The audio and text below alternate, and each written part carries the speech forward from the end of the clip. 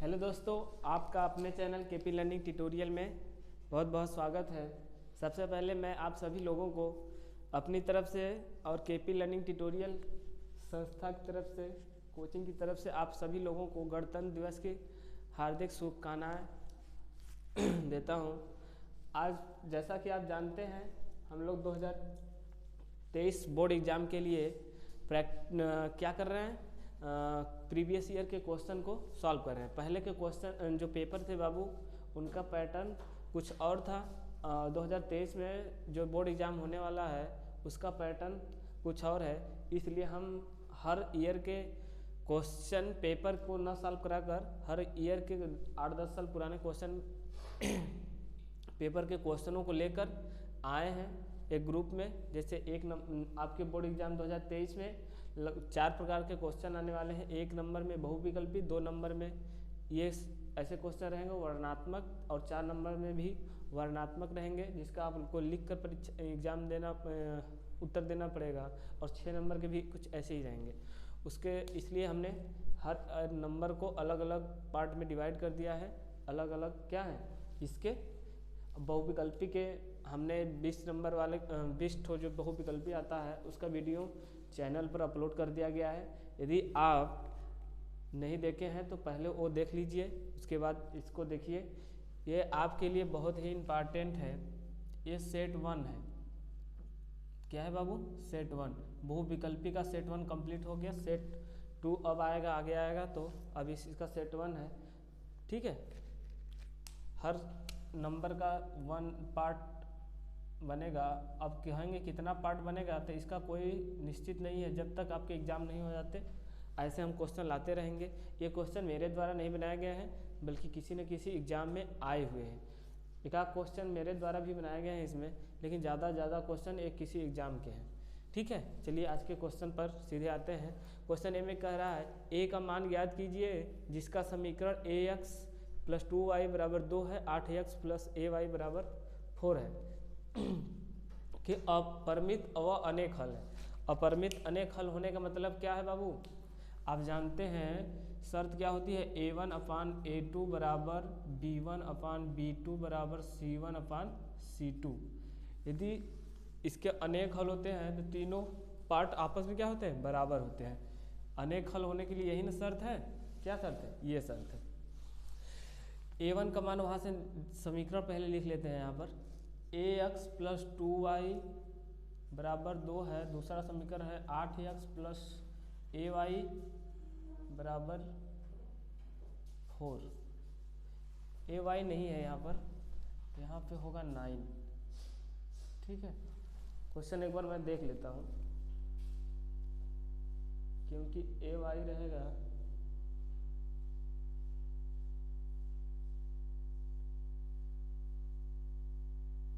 नहीं सही है, दोनों जगह ए ही रहेगा, ठीक है।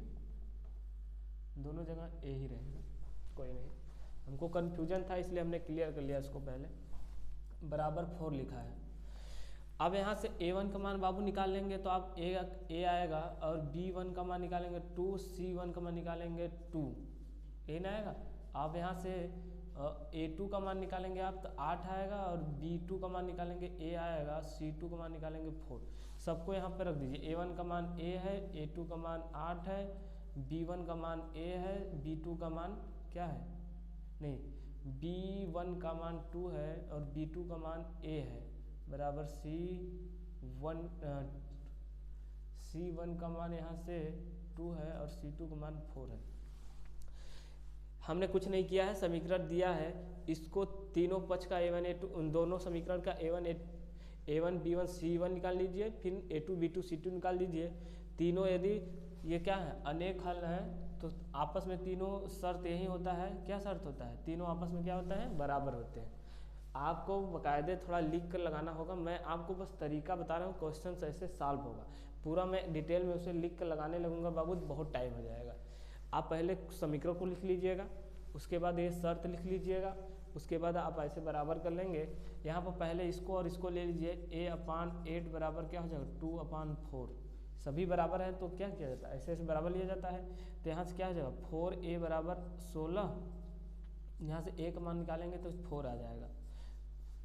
दूसरे क्वेश्चन से भी करेंगे तो ए का मान, जैसे यहाँ पे इस वाले पक्ष को इसके बराबर करेंगे तो भी उतना ही आएगा। अब चाहे तो उसको कर लीजिए और चाहिए तो यहीं पे आंसर लिख दीजिए। ठीक है, ये क्या है हमारा बाबू, आंसर है। ठीक, क्वेश्चन नंबर 1 हमारा कंप्लीट हुआ। क्वेश्चन नंबर 2 क्या कह रहा है, दिए गए चित्र में पी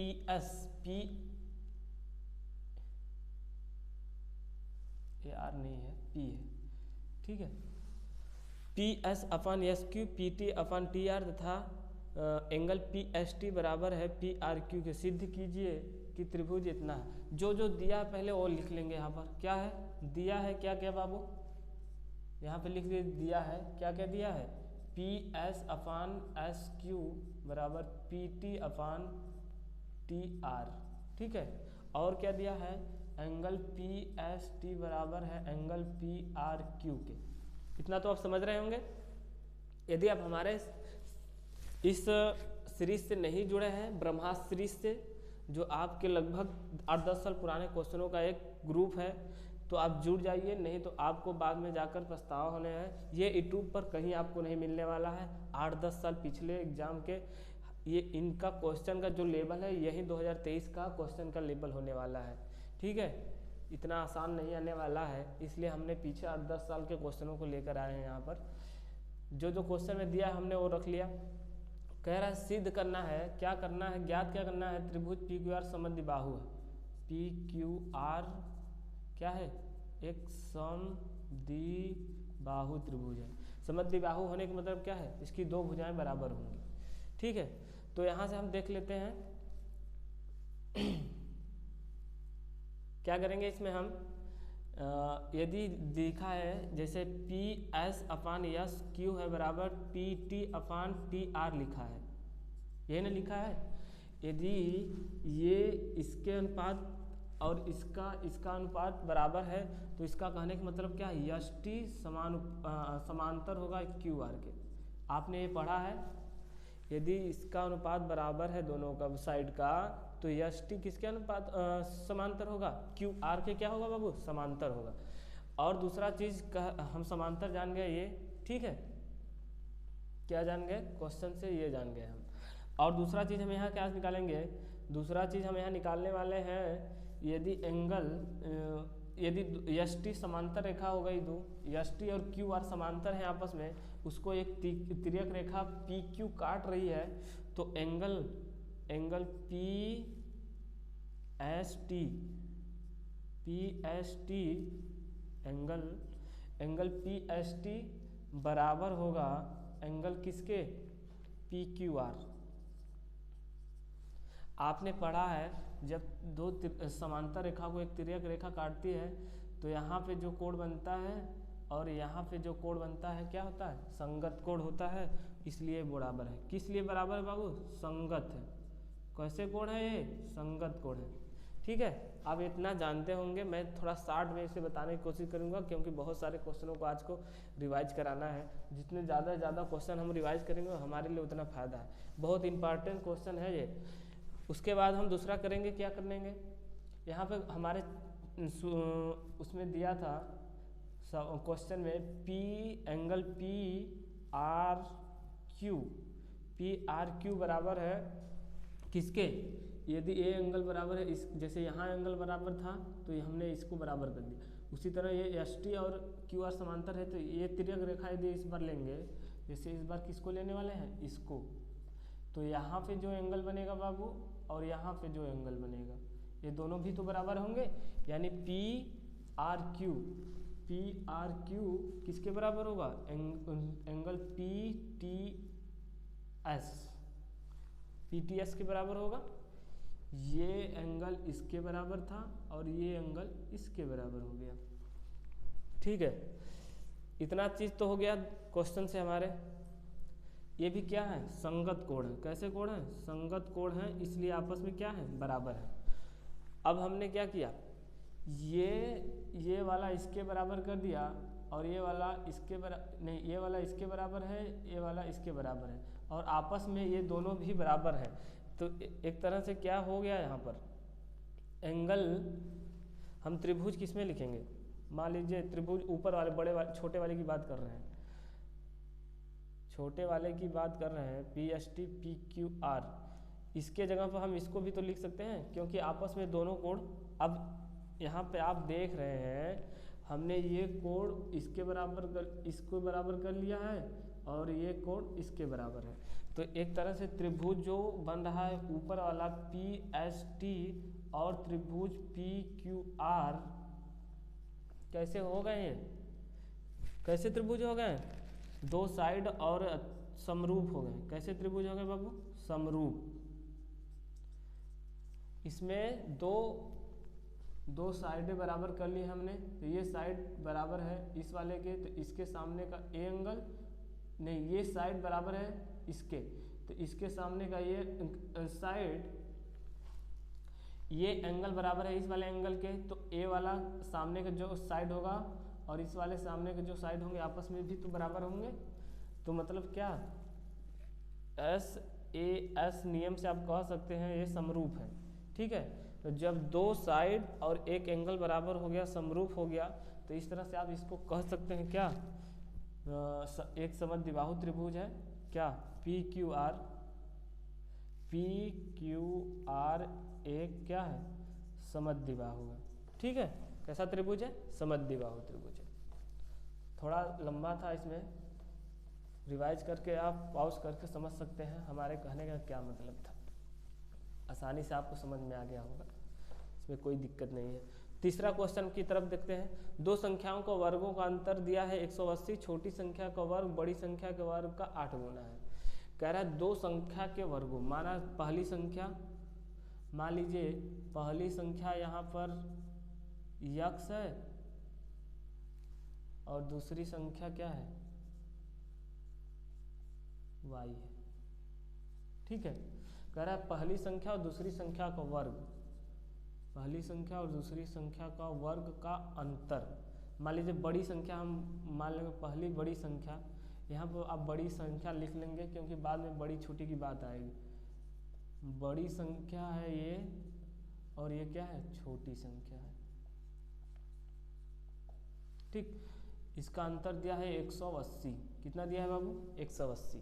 कह रहा है दूसरा क्वेश्चन में क्या कह रहा है, एक यहाँ प्रश्नानुसार लिख लेंगे आप। ठीक है,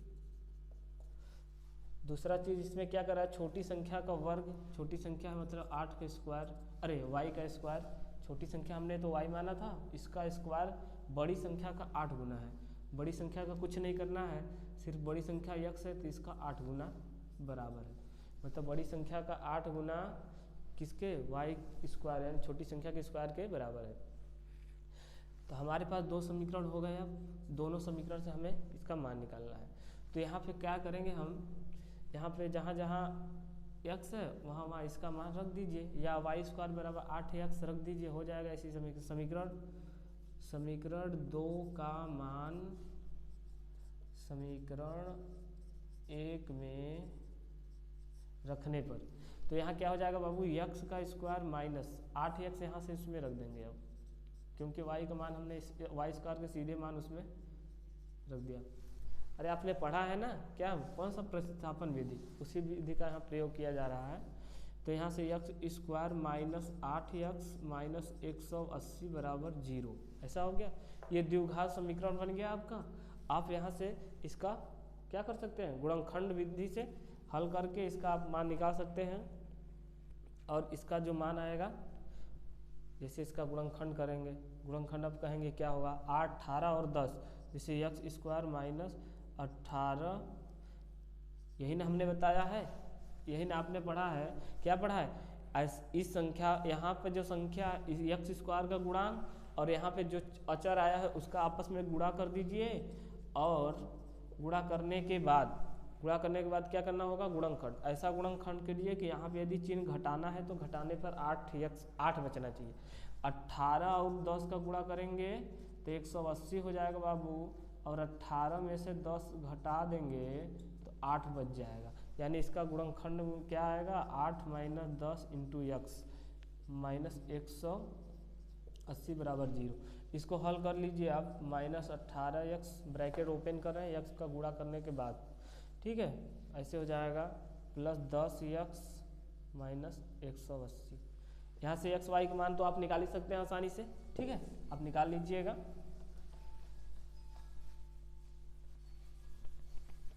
पूरा एकदम आंसर नहीं लगाएंगे बाबू, आपको हम तरीका बता दे रहे हैं, तो घर पे आप प्रैक्टिस करिए, क्योंकि पूरा क्वेश्चन कराने लगेंगे तो बहुत टाइम लग जाएगा और क्वेश्चनों को हम कर नहीं पाएंगे। हमारा टारगेट है ज़्यादा से ज़्यादा चौथे क्वेश्चन का, देखिए ज़्यादा से ज़्यादा क्वेश्चन करेंगे तो हमें लेवल पता चल जाएगा, प्लस हर आइडिया मिल जाएगा कि आप किस टाइप के क्वेश्चन आने वाले हैं और इसको कैसे हल करेंगे।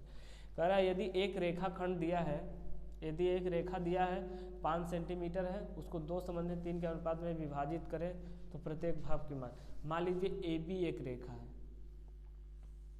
ये क्या है, ए बी एक रेखा है जिसकी लंबाई यहाँ से कितना है 5 सेंटीमीटर, ठीक है। कह रहा है इसको 2 संबंधित 3, मान लीजिए इधर का पार्ट 2 है, इधर के 3 है, 2 संबंधित 3 के अनुपात में इसको विभाजित कर दिया गया, ठीक है। अब कह रहा है प्रत्येक भाग की लंबाई ज्ञात कीजिए। आपने पढ़ा है, इसका कहने का मतलब क्या है, जो दिया है उसे लिख लिया हमने, बना दिया। अब कह रहा है 2 एक पार्ट है, इसको 2 संबंधित 3, यानी एक पार्ट 2x है, दूसरा पार्ट 3x है, बराबर कितना है टोटल 5 है। तो x की वैल्यू यहाँ से निकाल लेंगे तो 1 आ जाएगी, और x की वैल्यू पहला पार्ट क्या था 2x, तो 2 गुणे 1 करेंगे तो 2 हो जाएगा, और 3 गुणे 1 करेंगे तो 3x वाले में 3 गुणे 1 करेंगे तो 3। प्रत्येक भाग की लंबाई जो होगी कितना होगी 2 और 3, ठीक, सेंटीमीटर में था तो सेंटीमीटर। मात्रक उत्तरक का बहुत अच्छे से ख्याल रखेंगे, नहीं तो मात्रक छूट जाएंगे तो आपको पूरे नंबर नहीं मिलेंगे। द्विघात समीकरण दिया है 2x² - 4x + 3 = 0 के विविक्तर ज्ञात करना है बाबू। विविक्तर मतलब क्या, d का मान, और मूलों की प्रकृति भी बतानी है। समीकरण जो दिया है उसको लिख लीजिए पहले, 2x² - 4x + 3 = 0। विविक्तर निकालने के लिए पहले इसको ax स्टैंडर्ड फॉर्म से इसके क्या करना होगा, इसकी तुलना करनी होगी। a बराबर 2 हो जाएगा, b बराबर -4 हो जाएगा, c बराबर +3 हो जाएगा। आप यहाँ से विविक्तर के लिए आप फार्मूला जानते हैं, b² - 4ac होता है, यहीं पे मान रख दीजिए। b² यानी कि -4 का स्क्वायर -4 × a का मान 2 है, और 3 a न है, c का मान गुणा कर दीजिए 16 - 4 दूना 8, 8 त्रिक 24, घटाएंगे तो d का मान कितना आ गया -8 आ गया। आप जानते हैं, क्या जानते हैं, यदि d का मान 0 से बड़ा होगा तो मूल क्या होता है, वास्तविक होता है और असमान होता है। d का मान 0 के बराबर हो गया, ठीक है, तो क्या होता है, 0 के बराबर हो गया तो मूल क्या होंगे, वास्तविक तथा बराबर। और d का मान 0 से छोटा हो गया, यानी d का मान 0 से छोटा हो जाएगा तो उसको क्या कहेंगे, यहाँ पे मूलों की प्रकृति भी बतानी थी ना, हमने विविक्ता निकाल लिया, आंसर आ गया, ये एक आंसर तो यही हो गया। दूसरा आंसर इसमें बताना है मूलों की प्रकृति, तो मूलों का प्रकृति यहाँ से क्या आप जान रहे हैं, माइनस में आ रहा है, तो यहाँ पर लिख सकते हैं अतः मूलों की प्रकृति कैसी होगी, मूलों की प्रकृति हमारी बाबू होने वाली है अकाल्पनिक नहीं, क्या काल्पनिक तथा असमान। क्या होने वाली है, काल्पनिक तथा असमान। सॉरी, यहाँ गलती से मिट गया, कोई बात नहीं, जो काम का चीज़ था आपने उसे लिख लिया होगा, ठीक है। चलिए इसको भी ठीक कर लेंगे हम। क्वेश्चन नंबर 6 में कह रहा है एक धातु का गोला है जिसकी त्रिज्या इतनी है। धातु की जो गोला है बाबू, वो त्रिज्या इसकी दिया है, कितना दिया है 4.2 सेमी, ठीक है, ये गोला है। कह रहा है इसे पिघलाकर एक बेलन बनाया गया है। बेलन ऐसे होता है, बेलना के जैसे, बेलना तो आप देखे होंगे घर में, जिससे रोटी बनाया जाता है, सबके घर होगा, मार भी खाए होंगे मम्मी के हाथे से आप लोग। ये बेलन है और ये गोला है। कह रहा है इस गोले को पिघला दिया जाए, पिघलाकर क्या बनाया गया है, बेलन अब बनाया गया है। गोले को पिघलाकर बेलन बनाया गया है, और जो उसे पिघलाकर जो बेलन बनाया गया है, इसकी जो त्रिज्या होगी 6 सेंटीमीटर दिया है। आपसे क्या पूछ रहा है, बेलन की ऊंचाई होगी। तो आपने पढ़ा है जो चीज़ पिघलाकर आयतन हमेशा क्या होता है, बनाया जाए। जैसे गोला है उसको पिघलाकर बेलन बनाए तो भी उसकी आयतन क्या होगा, बराबर होगा। यानी क्या, गोले का आयतन बराबर क्या होता है, जो भी वस्तु बनाई जाएगी उसका आयतन क्या होगा, बराबर होगा। यहाँ पे बेलन बनाया गया है तो बेलन का आयतन क्या होगा बाबू, बराबर। गोले का आयतन आपने पढ़ा है 4/3 पाई आर क्यूब, और बेलन का पढ़ा है बेलन का आपने क्या पढ़ा है, बेलन का पढ़ा है पाई आर स्क्वायर इंटू एच, यही पढ़ा है। 1/3 पाई आर स्क्वायर इंटू एच तो किसका होता है, शंकु का होता है। ठीक, गोला का आयतन ज्ञात करेंगे। तो यहाँ पे जो चीज़ें दोनों तरफ कट रही हैं उसको काट देंगे ताकि हमारा जो कैलकुलेशन होगा थोड़ा कम हो जाएगा। तो यहाँ से कट जाएगा, यहाँ से क्या बचेगा, 4/3 इंटू आर बराबर एच, यानी एच का मान सीधे आ गया कितना, यदि हम 4/3 इंटू एच का, एच मतलब गोले वाले का पूछ रहा है, यहाँ बताना है 4.2 रख दीजिए। अब इसको काट के हल कर लेंगे, आंसर आपका आ जाएगा। कितना आने वाला है कर लेते हैं, एच बराबर आ जाएगा बाबू, यहाँ पर इससे इसको काटेंगे 1/4 बार में कटेगा ये, तो 4 × 1/4, 4 बराबर 15, 14 चौके 56, इतना सेमी आएगा। ठीक है, ये आंसर आपका है। बेलन की ऊंचाई क्या हो जाएगी, एच का मान यहाँ से बता देंगे, हो जाएगा। ठीक है, इस तरह से क्वेश्चन आपके 6 कंप्लीट हो गए। आगे क्वेश्चन आगे की तरफ देखते हैं। ठीक, क्वेश्चन नंबर उसके आगे देखेंगे बाबू, 6 तक हो गया था। 7 वाले क्वेश्चन में क्या दे रहा है, निम्न सारणी में 35 नगरों की साक्षरता दर दिया है दर्शाया गया है वर्ग अंतराल के रूप में, और माध्य बताना है आपको। यहाँ पर आपको क्या दिया है, वर्ग अंतराल, पहले लिख लेंगे वह वर्ग अंतराल में, और दूसरा चीज दिया है फ्रीक्वेंसी, यानी नगरों की संख्या, यही है फ्रीक्वेंसी यानी एफ का मान जो है ये वर्ग अंतराल में क्या दिया है, 45 से 55, और फिर 55 से 65, फिर 65 से 75, 75 से 85, और 85 से फिर दिया है 95। ठीक है, उसके बाद इधर दिया है इसका 3 दिया है, यहाँ पे फ्रीक्वेंसी लिख लेते हैं, 3, 11 नहीं 3, 10, 11, 3, 10, 11, 8 और 3, ये दिया है। हमें इसमें माध्य बताना है। तो आपने पढ़ा है, क्या पढ़ा है बाबू, माध्य बराबर माध्य x डैश, ऊपर x डैश इसके रहेगा, इसके बराबर आपने पढ़ा है सिग्मा fi(x_i) अपान सिग्मा fi। यहाँ पर fi का मान दिया है, ठीक है, f मतलब fi का मान, यहाँ पे f इंटू xi का मान निकाल लेंगे आप। ठीक है, क्या कैसे निकाला जाता है वर्ग अंतराल जब दिया रहता है तो निचली सीमा ऊपरी सीमा, यानी लोवेस्ट जो मान है, और यहाँ वर्ग अंतराल में हाईएस्ट मान, मतलब 45 और 55 को जोड़कर उसमें 2 से डिवाइड कर दीजिए तो x क्या निकलेगा, OX निकलेगा। तो पहले यहाँ पे x निकाल लेंगे। ठीक है, यहाँ पर सॉरी, यहाँ पे f into fi into xi तो निकालना ही है, लेकिन यहाँ पे पहले हमें xi तो निकालना पड़ेगा। निकालने के लिए हमें क्या करना पड़ेगा, दोनों का आपस में जोड़ेंगे वर्ग अंतराल को, उसमें 2 से डिवाइड करेंगे, तो 45 और 55 जोड़ेंगे तो कितना हो जाएगा, 100 हो जाएगा। क्या 100/2 करेंगे तो 50, 45 5 50, 50 दोनों 100 हो गया, 100 में 2 का भाग दिए 50, यानी पहले वाले में 50 आएगा, और दूसरे वाले को जोड़ के देखेंगे तब 155 कितना आएगा, 110, 50 10 60, 55 5 60 हो गया, ये 60 पहले से है, 60 दूना 120, 120 आएगा, 120 में 2 से डिवाइड करेंगे तो 60 आएगा।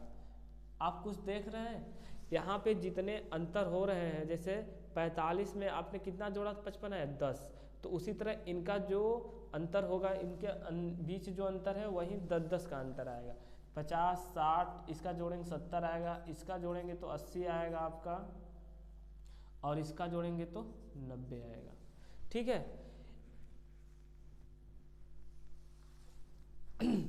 आपने f और x दोनों निकाल लिया, हमें एफ एक्स आई निकालना है। यहाँ 3 गुणे 50 हो जाएगा पहला, फिर 10 गुणे 60 हो जाएगा, फिर 11 गुणे 70, फिर 8 गुणे 80, फिर 3 गुणे 90।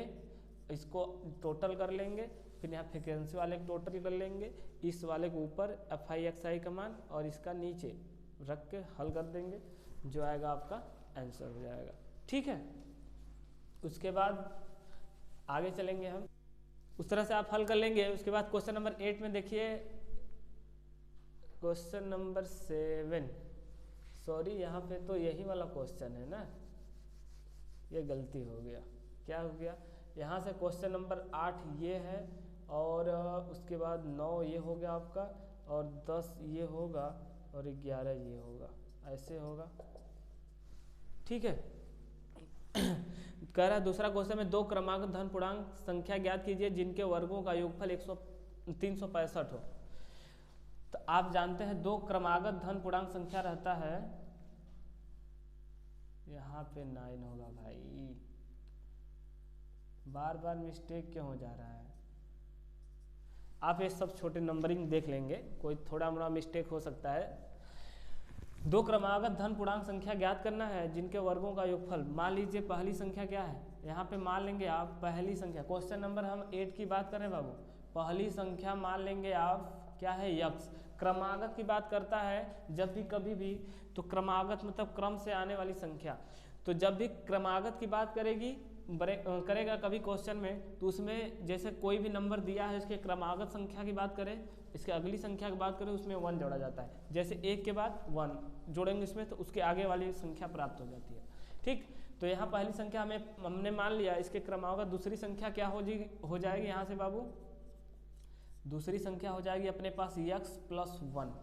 अब कह रहा है दोनों संख्या हमें प्राप्त होगी, अब दोनों का वर्ग कर दीजिए। पहली संख्या का वर्ग और दूसरी संख्या का वर्ग का योगफल 365 दिया है इतना ना। आप क्या करेंगे, इसको बस खोल दीजिए, इसको a + b का स्क्वायर वाला सूत्र लगा दीजिए, इसमें इसको तोड़ दीजिए।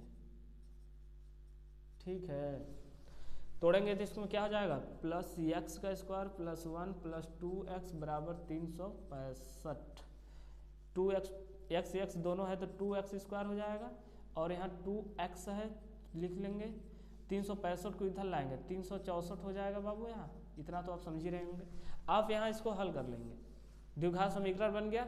हल करना तो आपको आता ही होगा। ठीक है, रही बात आंसर की, तो आंसर यदि आप चाहते हैं हम बता दें, तो आंसर आपको हम बता दे रहे हैं। आंसर आप इसको हल करेंगे तो एक संख्या 13 आएगी और एक संख्या 14।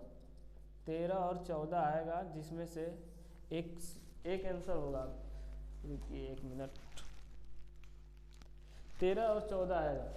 पहली संख्या x का मान आएगा 13, तो हमें दूसरी संख्या ऑटोमेटिक x + 1 करेंगे, तो दूसरी संख्या अपनी 14 आ जाएगी आपकी। ठीक है, क्वेश्चन नंबर 1 कंप्लीट हो गया। नेक्स्ट क्वेश्चन को देखते हैं। नेक्स्ट क्वेश्चन हमारा है k के किस मान के लिए युगपत समीकरण इतना और समीकरण 1। देखिए एक समीकरण यहाँ से लेकर यहाँ तक है बाबू, दूसरा वाला एक समीकरण 1 हो या दूसरा समीकरण, कोई हल नहीं है। आपने पढ़ा है, क्या पढ़ा है, 3x + y = एक समीकरण है, दूसरा समीकरण है 2k - 1 - k - 1 × y = 2k + 1। इसको हम ऐसे बना लेंगे पहले, एक पक्ष में लाकर, क्योंकि इसको ब्रज गुणनखंड से तुलना करना पड़ता है y का मान निकालने के लिए, तो इसको इधर लाना पड़ता है, -2k + 1। इसको ऐसे लिख सकते हैं आप, पहला समीकरण हमारा ये है और दूसरा समीकरण हमारा ये है। आपने पढ़ा है जब कोई हल नहीं होता है तो क्या पढ़ा है आपने, A1/A2 बराबर B1/B2 बराबर C1/C2। ये वाला आपस में बराबर नहीं होता है, दोनों आपस में बराबर होते हैं बट तीसरा वाला आपस में बराबर नहीं होता है, तो ये इसका हल होता है कोई हल नहीं। यही ना आपने शर्त पढ़ी है, शर्त क्या होता है बाबू, ये आपने पढ़ा है। अब इस समीकरण से A1 A2 निकाल के इसमें रख दीजिए। यहाँ से A1 के मान निकालेंगे तो बाबू A1 बराबर क्या आएगा 3 और B1 बराबर क्या आएगा, B1 मतलब क्या, y का गुणांक। अब इसको चाहे तो ऐसे भी लिख सकते हैं 3x + y - 1 बराबर 0। तो y का मान भी 1 आएगा और c का मान पता करेंगे यहाँ से तो -1। उसी तरह यहाँ से ज्ञात करेंगे आप तो क्या हो जाएगा, यहाँ से आप ज्ञात करेंगे, यहाँ पर यक्स रहा होगा, ठीक है। क्वेश्चन में कुछ छूट गया है, एक बार देख लेते हैं।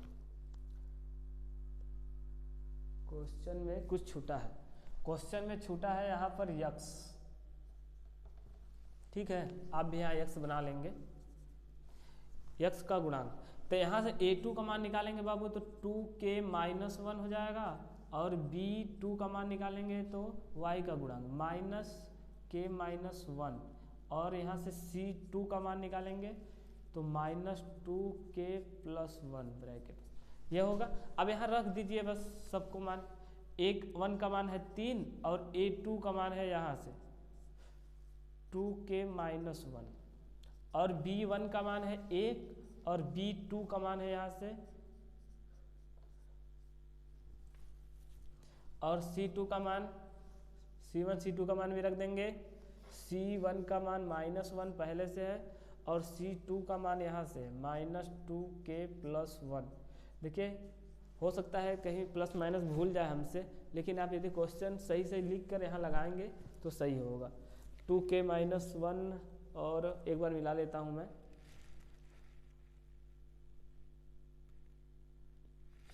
सही ब्रैकेट के बाहर इसमें के रहे माइनस रहेगा। अब यहाँ से हमें k का मान निकालना था, तो ये वाला पक्ष तो बराबर होगा नहीं, तो हम क्या करें, इसको एक साथ ले लेंगे। 2k - 1 बराबर 1/-k - 1 त्रिक गुणा कर देंगे। 3k - 3 बराबर 2k - 1। जो k वाले को एक तरफ ला लीजिए, -3 इधर k है, इधर आएगा तो ये भी -2k हो जाएगा, बराबर वो -1 है, -3 उस पर जाएगा तो प्लस हो जाएगा। k का मान यहाँ से निकाल लेंगे बाबू, 3k को लग रहा है यहाँ कुछ माइनस छूट रहा है क्या,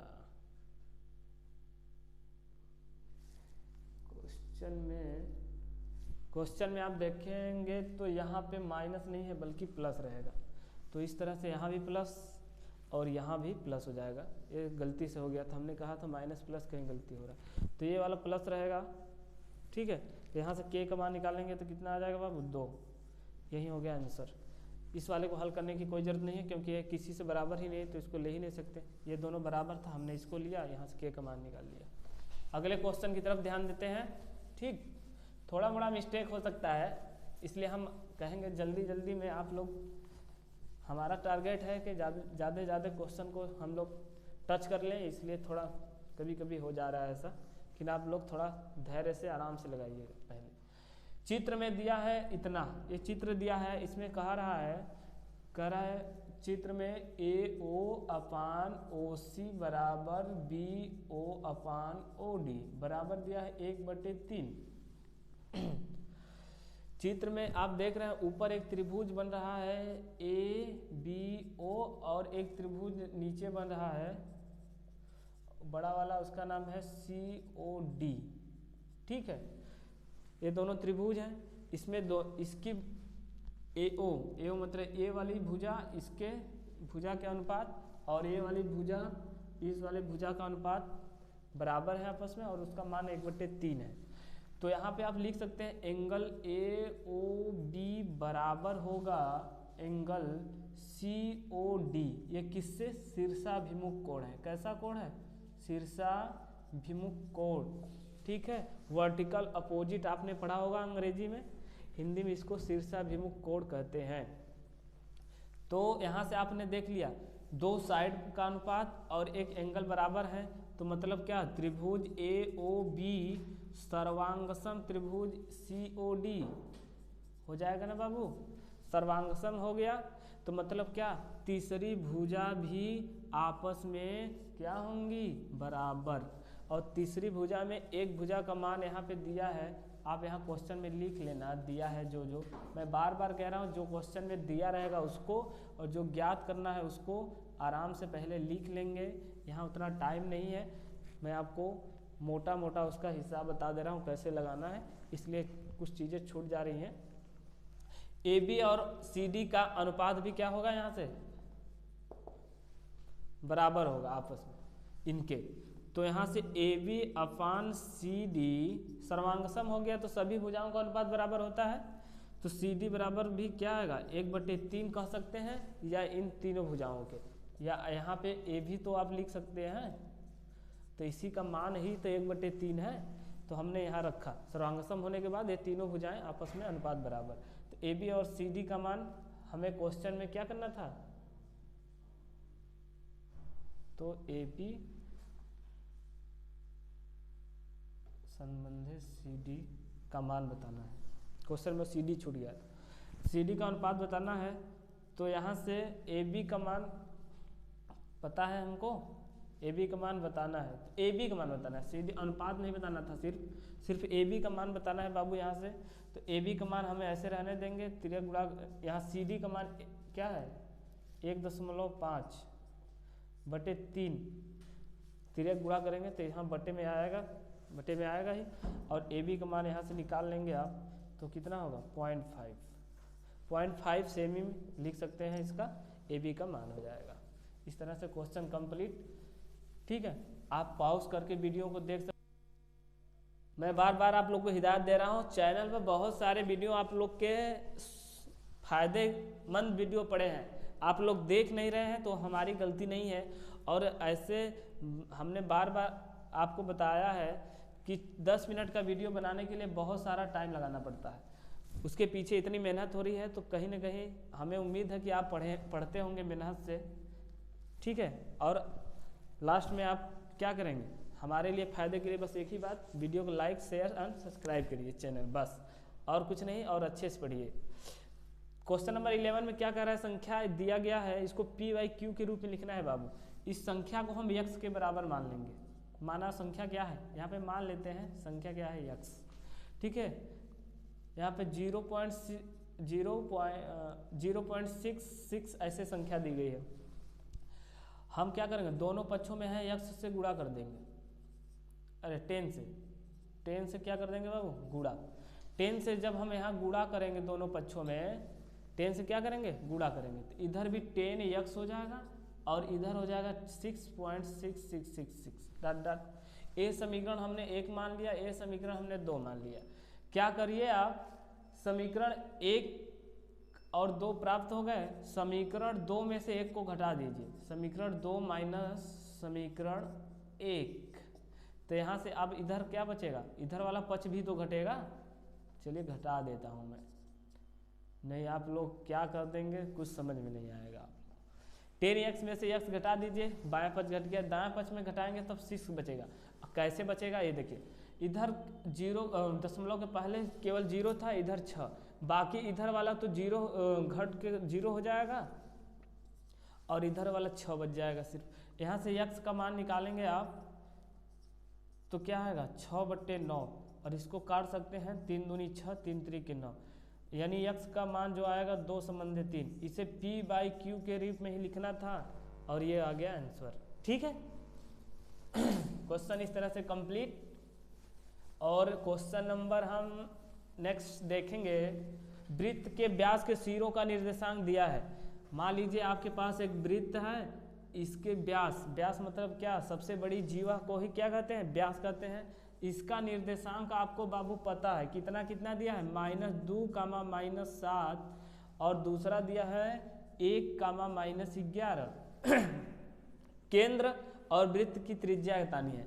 केंद्र ज्ञात करने के लिए क्या करना पड़ेगा, दोनों का दोनों बिंदुओं का मध्य बिंदु निकालना पड़ेगा, तो केंद्र पता हो जाएगा।